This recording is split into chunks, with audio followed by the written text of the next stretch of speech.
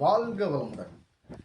அன்பர்களே, மிதுன சுக்கிரன், அதாவது மிதுன ராசியில் இருக்கும் சுக்கிரன் நமக்கு எந்த மாதிரி ஒரு நன்மைகளை செய்வார் அப்படிங்கிறதுக்கு ஒரு ஜோதிட தகவலை பதிவு. இந்த பதிவில் சுக்கிரன் மிதுனத்தில் மிருகசீடத்தில் இருந்தால் மனைவி அமைவது கொஞ்சம் லேட்டாக இருக்கும். குடும்பத்துக்கு முன்னேற்றத்துக்கு உண்டான வழிவகைகள் கிடைப்பதற்கு லேட்டாக இருக்கும்.